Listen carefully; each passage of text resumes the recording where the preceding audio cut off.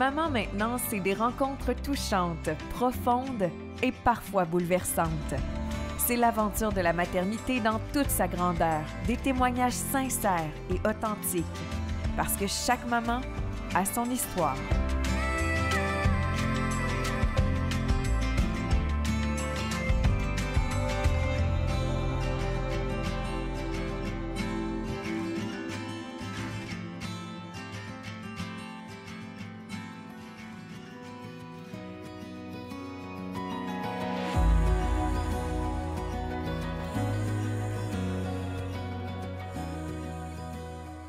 Adopter, c'est possible de le faire au Québec ou encore à l'international. Et pour vous donner une idée de la complexité de l'adoption à l'international, sur le site du gouvernement du Québec, on résume les procédures en 12 étapes et on présente un diagramme qui est assez complexe. Et en plus, ça varie d'un pays à l'autre. Aujourd'hui, on a la chance d'avoir une maman de 4 enfants biologique, mais aussi d'un enfant adopté.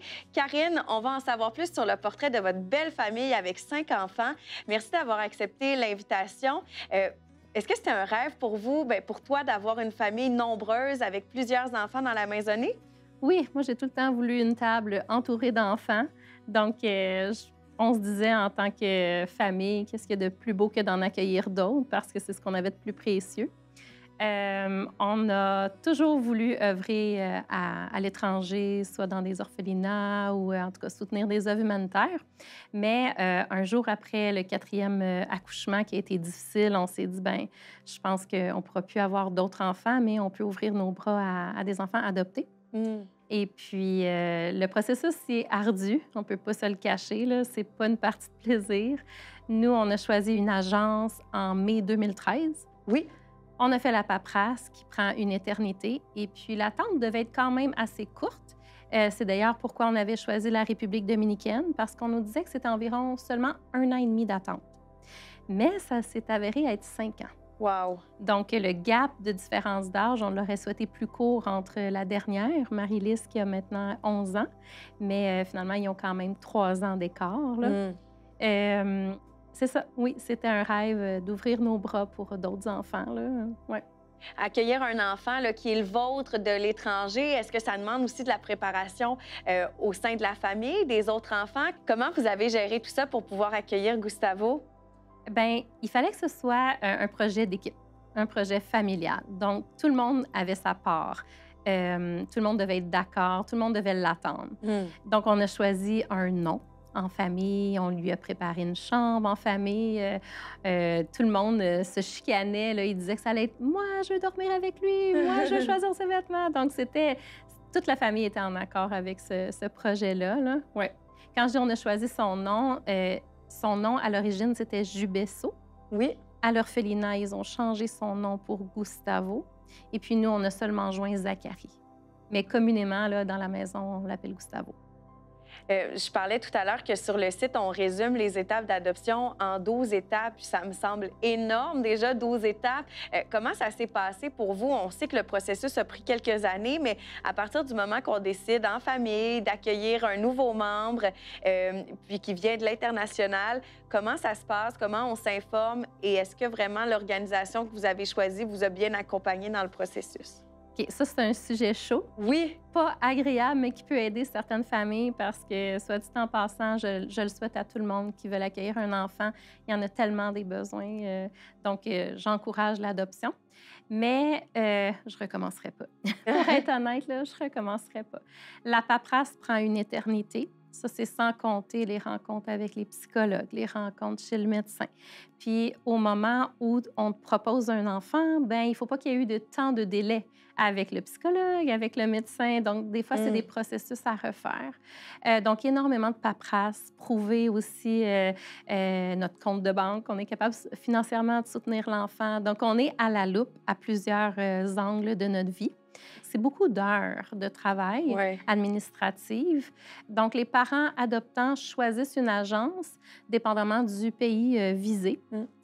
Nous, on avait à cœur d'adopter des enfants, mais on s'entend, tous les enfants sur la planète sont jolis, là, mais quand on est à l'adoption, on est obligé de faire un choix. Oui. Puis le choix repose souvent sur des des raisonnements très subjectifs, émotionnels. Tu sais. Finalement, c'est quasiment superficiel. Là. Tu sais, j'avais une amie qui a des enfants mulâtres, puis elle me disait, ben pourquoi tu veux un enfant brun? Ben, je disais, ben parce qu'ils sont beaux. Ouais. J'en ai pas d'autres raisons. Tu sais, c'est ça. J'aime beaucoup la culture haïtienne. J'aime l'Amérique du Sud. Donc, il n'y avait pas vraiment de raison plus grande que je les trouve beaux. Donc, nous, on s'est fait approuver pour 2 enfants. Donc, idéalement, on voulait une fratrie. Puis la raison est fort simple, c'est que nous, on n'a pas de misère à accepter la différence. Mais un enfant veut avoir le sentiment d'appartenance. À sa famille. Oui, il veut nous ressembler. Fait qu'on se disait que son histoire serait plus facile pour lui s'il y avait un frère ou une sœur avec lui. Donc, au Québec, on a été approuvés, mais rendu au pays, on ne nous a pas donné 2 enfants. OK. Donc, on est revenu juste avec Gustavo. Oui. Ouais. L'histoire de Gustavo, pouvez-vous nous la raconter un peu? Il a passé sa vie à l'orphelinat avant de pouvoir intégrer votre famille. Gustavo est né d'une maman biologique qui est morte. Oui, c'est ça. Elle est morte à l'accouchement. Elle a eu la préclampsie, malheureusement. Si elle avait été dans des circonstances plus adéquates, elle aurait été sauvée. Mais c'était fort possiblement une Haïtienne sans papier en République dominicaine. Donc, elle n'avait pas accès à des soins. Son papa l'a gardée 9 à 10 mois, après quoi il l'a donnée au Conani. Le Conani, c'est la DPJ, version République dominicaine. Et c'est le Conani qui l'a amené dans l'orphelinat où il a grandi. C'est un orphelinat qui est subventionné par les États-Unis. Donc, on peut dire que dans sa malchance de grandir dans un orphelinat, il était quand même bien encadré. Il mangeait, il était bien vêtu, il allait à l'école aussi, c'était une école anglophone. Donc, quand même, c'était une belle organisation. Ils étaient très nombreux, avec un manque de ressources, pas de psychologue, pas de travailleuse sociale. Dans notre parcours, on y est allé faire du bénévolat pendant 2 mois. Et puis, les enfants livrés à eux-mêmes, je peux vous dire, c'était comme des petits animaux. Ça faisait pitié, là. Donc, Gustavo a grandi là. Puis, il a été chanceux parce qu'il a toujours eu ce qu'on appelle la même tia. Tia, ça veut dire tante en espagnol. Puis, c'était sa nounou. Et c'est rare parce qu'il y avait un gros roulis de personnes qui étaient en charge là-bas. Mais lui, il est chanceux. Il a toujours eu... Elle s'appelait Marie. Et puis, je suis encore amie Facebook avec elle. Je lui envoie des photos de temps en temps. Puis, Marie, c'est spécial parce que la directrice est arrivée un matin. Puis, elle lui a donné Gustavo. Puis, elle lui a dit, c'est ton enfant. C'est ton bébé. Donc, quand on est partis, nous, avec Gustavo, ça a été difficile pour elle. Puis, en tout cas, on va toujours être reconnaissant pour tout ce qu'elle a fait pour lui. Je trouve ça beau aussi que vous soyez allé en République dominicaine à l'orphelinat, travailler, faire du bénévolat à cet endroit-là. Est-ce que ça fait partie des étapes pour pouvoir adopter ou ça venait de votre plein gré en famille, de vouloir aller intégrer le milieu de vie de votre futur enfant? C'était un critère d'adoption de la République dominicaine. Donc, les parents adoptants devaient y habiter 6 mois. Nous, on voyait ça d'un bon œil parce qu'on se disait que ça va être favorable pour l'enfant parce qu'on reste dans sa culture, avec la nourriture, les odeurs, la langue. En théorie, c'est vrai, mais pas en pratique. Parce que quand on accueille un enfant, ce qu'on veut, c'est lui offrir une stabilité. Mais là, on arrive, nous, en tant que famille, dans une culture étrangère avec des ressources limitées. Donc, c'est sûr que quand tu es là 6 mois, tu n'habites pas un resort, là, tout inclus. Tu sais, tu es dans une petite casa, puis tu laves ton linge à la main, puis ta douche, c'est de l'eau froide, puis c'était vraiment difficile de s'adapter dans ces circonstances-là. Donc, Gustavo est arrivé dans une tempête. Dans une tempête où est-ce qu'on devait s'adapter en tant que famille. Donc, pour répondre à votre question, oui, c'est un critère de la République dominicaine. Malheureusement, après 6 mois, il n'était pas possible pour nous de revenir au Québec parce que l'agence nous a mal accompagnés.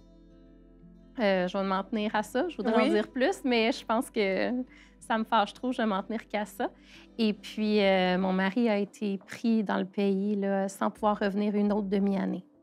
Donc ça a été très difficile pour la famille. Et vous êtes resté avec lui finalement en République dominicaine pour les 6 mois qui ont suivi? Ou... Non. En fait, après 6 mois, moi, j'avais déjà acheté les billets et Donc, mes vous enfants êtes avaient retourné, quand même ouais. des examens ministériels à faire. Parce que Oui. j'avais des enfants au secondaire. Donc, je suis revenue, moi, au Québec avec les 4 autres enfants biologiques. Puis, on nous avait dit que c'était une question de semaines, là, 2-3 semaines.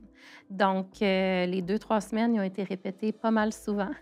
Et puis, j'ai contacté un attaché politique pour m'aider. J'ai contacté le siège social de ceux qui gèrent l'adoption au Québec. On a été aidés, mais néanmoins, là, ça bloquait au niveau du Canada, non pas de la République dominicaine. Puis, ça a pris un autre 6 mois supplémentaires. À partir du moment où vous allez vous intégrer dans l'orphelinat, est-ce que la sélection de l'enfant est déjà faite? Je présume que oui, comme vous devez vous impliquer auprès de lui dans l'orphelinat. Oui. En fait, c'est spécial parce qu'on s'y attend pas. On est au Québec, la vie continue, puis un jour, on a un appel. Puis cet appel-là, c'est mon mari qui l'a eu. Puis il m'a montré la photo de l'enfant. Une seule photo pour changer ta vie. Tu dis oui ou non. Puis c'était au mois d'août 2018. Puis on a été charmés par son profil médical, par sa personnalité en théorie, là, ce qui est écrit dans le dossier, puis sa petite photo. Puis on a embarqué dans l'aventure à ce moment-là. 2 mois après, on partait pour le rencontrer. Puis comment ça se passe là-bas, c'est que du lundi au vendredi, sous la supervision des travailleurs sociaux de la République dominicaine, il nous est amené à notre appartement et puis on joue avec lui. On tente de l'apprivoiser, là, on tente de se faire aimer. Donc, c'est la séduction. Et puis, le vendredi, il nous est donné. Oui, c'est aussi simple que ça.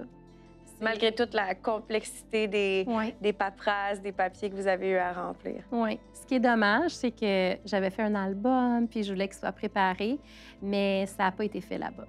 Fait que lui, de son côté, c'était plus dramatique. Nous, on était préparés, mais pas lui. Donc, lui, le vendredi, il s'est fait prendre par une travailleuse sociale qu'il ne connaissait pas. Il s'est fait amener dans un siège social de l'équivalent de notre DPJ, puis il nous a été donné. Et il n'a plus jamais revu...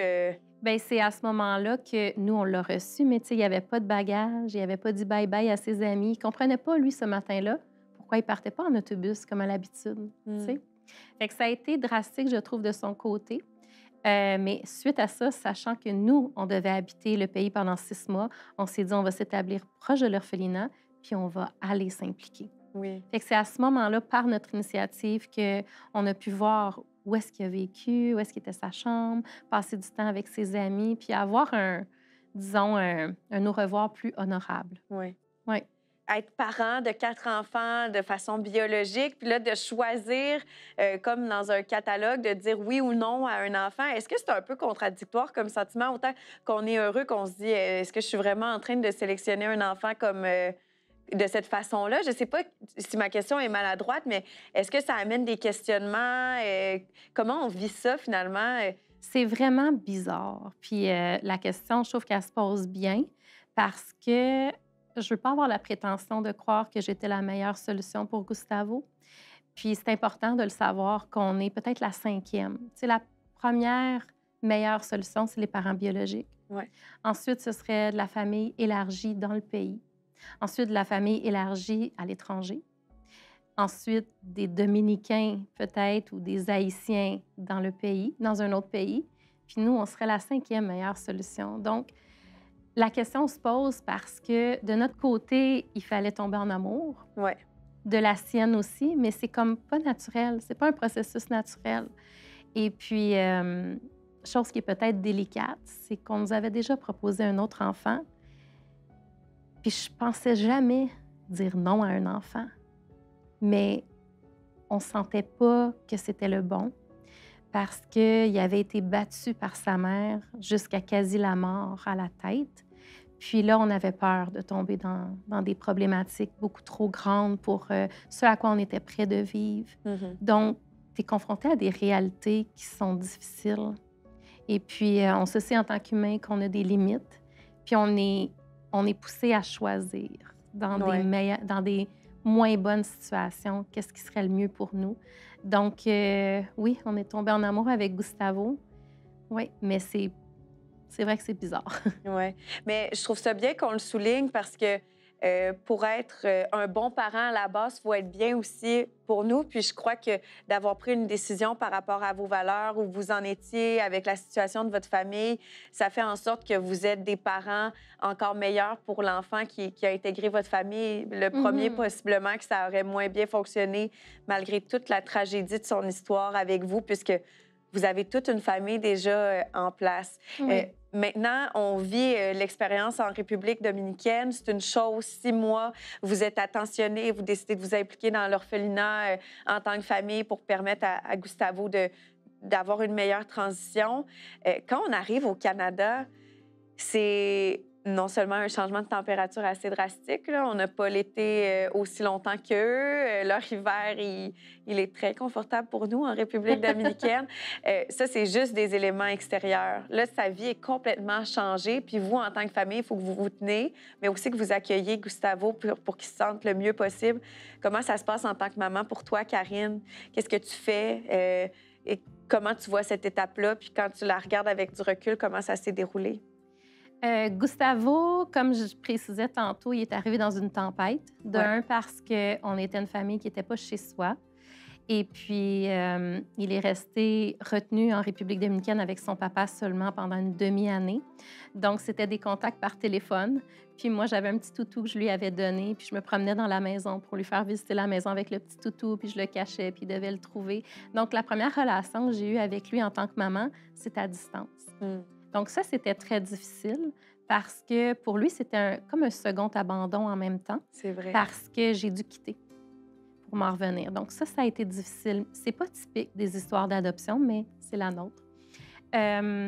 Au moment où il est arrivé au Canada, il nous connaissait déjà très bien parce qu'on avait été 6 mois ensemble en République dominicaine. Puis ensuite, lui, il était resté avec son papa 6 mois. Donc, on s'était apprivoisés, disons. Mais ce qui est bizarre, c'est que quand on accouche d'un enfant, on est face à un petit être complètement vulnérable, puis tous nos sens répondent à cet enfant-là. Hein. Tu sais, on veut le protéger, on veut le nourrir, on veut l'aimer. Puis ceux qui ont allaité, on le sait, il y a juste à pleurer, puis nos seins se gonflent. Là, c'est intense. Mais un enfant qui se joint à ta famille à 5 ans, il n'a pas besoin de toi. Donc, c'est comme s'il ne réveille pas en toi cet instinct-là maternel. Il ne suscite pas ça. Il n'a pas besoin de toi. Il ne s'ennuie pas de toi. Il se fait mal. Il ne va pas spontanément vers toi. Fait que c'est vraiment un apprentissage, cet attachement-là maternel. Puis, j'étais comblée parce que j'ai vécu ça avec mes 4 enfants biologiques. Puis, j'étais prête à cet amour inconditionnel-là envers Gustavo, mais c'était plus difficile. Parce qu'il n'avait pas besoin de moi. Donc, on essaie du mieux qu'on peut de répondre à tous ses besoins, d'être là pour lui, mais c'est presque forcé. C'est comme s'il faut lui montrer qu'il a besoin de nous, même s'il ne le ressent pas. Fait que ça aussi, c'est quand même bizarre. En plus, il a été pris en charge depuis le début de sa vie par des gens à l'externe. Puis si on parlait de l'orphelinat tantôt, il manquait de ressources. Fait que vraiment, il y a sûrement, par rapport à d'autres enfants du même âge, une force intérieure qui est très différente de d'autres enfants de 5 ans. Est-ce que encore aujourd'hui, vous, en tant que famille, vous vivez ça? Est-ce que ça se bâtit encore tranquillement pour toi? Comment ça se passe? Je doute pas du tout de l'amour, mais est-ce que le lien, il faut encore le travailler après ces mois-là à être au Canada? Bien, je peux pas parler pour tout le monde, mais d'après ce que j'ai lu puis ce que je constate de Gustavo, c'est que les liens d'attachement sont plus friables. Tu sais, facilement, il va aimer quelqu'un, mais facilement, il peut s'en détacher. Si tu le gardes, il va t'aimer. Si tu es sévère avec lui puis que tu lui reproches des choses, il t'aime plus. Donc, c'est quelque chose, je pense, qui va être à travailler longtemps. Mais heureusement, il est dans une famille aimante, puis on essaie d'être là pour lui le mieux qu'on peut. Mais je crois que c'est quelque chose à travailler, oui. Les relations de Gustavo avec ses frères et sœurs, comment ça se passe à la maison? C'est quoi l'énergie de votre famille de 5 enfants? Ce qui est spécial, c'est qu'au moment de l'adoption, il n'y a que l'aîné, Savannah, qui avait appris l'espagnol avec Duolingo, parce qu'à ce moment-là, on faisait l'école à la maison. Et puis, quand on est arrivé là-bas, bien, elle pouvait bien communiquer avec Gustavo. Donc, ça a été fusionnel pour les deux au départ. Puis, c'était une complice de jeu. Moi, j'aurais aimé être davantage à quatre pattes avec lui en train de jouer, mais on était vraiment préoccupés par se trouver un bon logis, faire la nourriture dans des contextes où est-ce qu'on n'était pas habitué, le lavage aussi. Donc, c'est plus les frères et sœurs qui ont été des compagnons de jeu puis qui ont tissé un lien à ce moment-là. Curieusement, Gustavo, il a appris le français en 2 mois. Wow! Oui, on a des Une vidéos. langue complexe en plus. Oui, c'est ça. C'est vraiment spécial. Après 2 mois, il comprenait tout. Puis après 3 mois, il le parlait. Incroyable. Oui, La force des enfants. oui. Est-ce qu'il a des souvenirs de sa vie d'avant? Comment ça se passe pour lui? Actuellement, je ne sais pas si c'est un blocage ou un mécanisme de défense, mais Gustavo, il n'a pas de souvenir de sa vie avant l'adoption. Il va se rappeler de scènes qui sont en fait des photos qu'on a prises puis qu'on lui remontre. On dirait qu'il ne se rappelle pas de ce moment-là. Puis je trouve ça particulier, mais les psychologues disaient que des fois, c'est comme des blocages volontaires.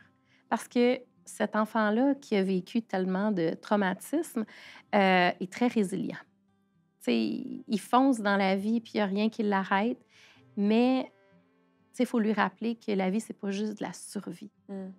Que, ouais. Est-ce que Gustavo a des questions après avoir été adopté à 4 ans et 9 mois, puis là, être tout près de 9 ans? Est-ce que déjà il y a des interrogations à vous poser?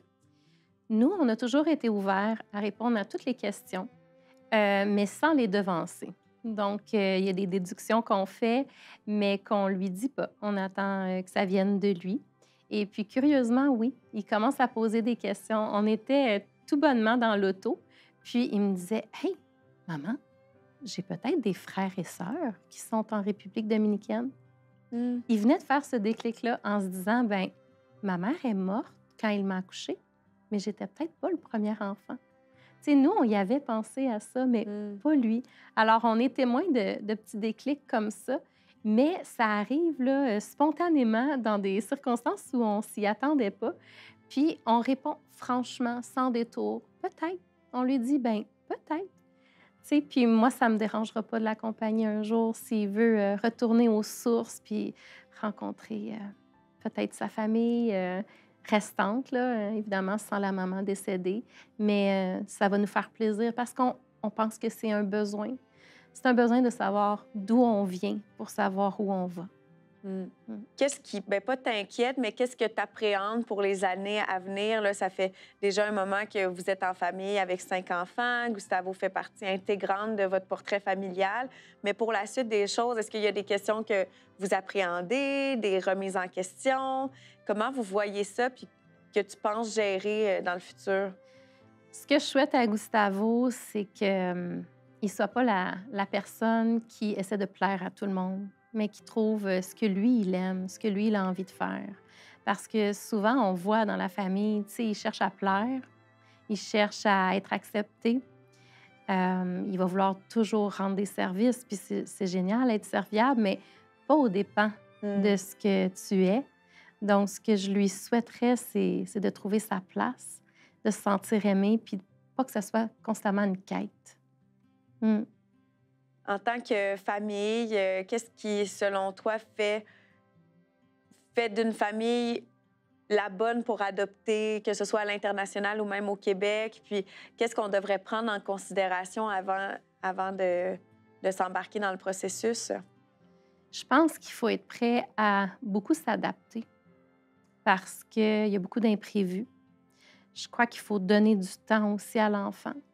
Moi, j'ai choisi d'être à la maison sa première année.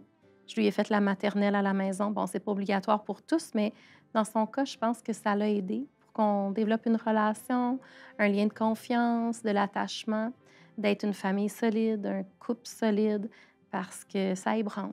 Ouais. Puis nous, on est chanceux parce que il n'y a pas eu, de la part de Gustavo, énormément de crises. C'est un enfant relativement facile. Je sais que c'est pas le cas de tous. On a été chanceux parce qu'il est arrivé, il a été maintenu au pays. Quand il est arrivé, il y a eu la COVID. Il est arrivé plusieurs choses après son arrivée qui étaient instables. Donc, On remercie le Seigneur, mettons, que ça soit un enfant facile, là. Qu'est-ce qui te rend le plus fier du portrait familial que tu as bâti avec 5 enfants? Bien, je dis « t'as bâti », que vous avez bâti en couple. C'est une bonne question. Je pense que je suis fière qu'on est tous unis, qu'on soit ensemble. Ça a été difficile, l'attente. Ça a été difficile d'être maintenu dans le pays de la République dominicaine. Mais je suis fière qu'on soit enfin tous ensemble, en santé. Je suis fière que Gustavo se déroule bien à l'école, avec ses amis. J'ai hâte de voir aussi quelle va être sa vie, les choix qu'il fait, parce que je suis sûre qu'il a une destinée spéciale. C'est tellement marginal, son histoire, là, tu sais, d'être d'origine haïtienne, d'avoir grandi dans un orphelinat de la République dominicaine, aller dans une école anglophone, aboutir dans une famille francophone au Canada. Fait que j'ai hâte de voir ce qui va arriver de ce petit bout-là. Ouais. Bien, merci beaucoup, Karine, d'avoir pris le temps de nous partager ton histoire, le portrait de votre famille. C'est tellement inspirant. Puis je suis certaine que de voir l'aboutissement de toutes ces étapes, de ces épreuves qu'on peut vivre en passant par l'adoption, ça va encourager d'autres familles à faire comme vous avez fait, bien, je dirais tous les 6, parce que c'était vraiment une décision qui me semblait familiale. Ouais. Puis maintenant, bien, vous formez une merveilleuse famille de 7. Donc, bravo pour ça, puis merci d'avoir pris le temps d'échanger avec nous. Merci, ça me fait plaisir. Donc, si vous vous posez des questions sur l'adoption, comme je vous le disais, il y a différentes ressources, là, tant au gouvernement fédéral qu'ici au Québec. Sur Internet, vous allez trouver différents liens pour pouvoir bien vous informer et savoir si vous êtes la bonne famille pour adopter et si vous êtes prêt à franchir les différentes étapes. Chaque maman a son histoire. Karine nous l'a encore confirmé aujourd'hui. On se retrouve très bientôt pour un autre épisode de Maman Maintenant.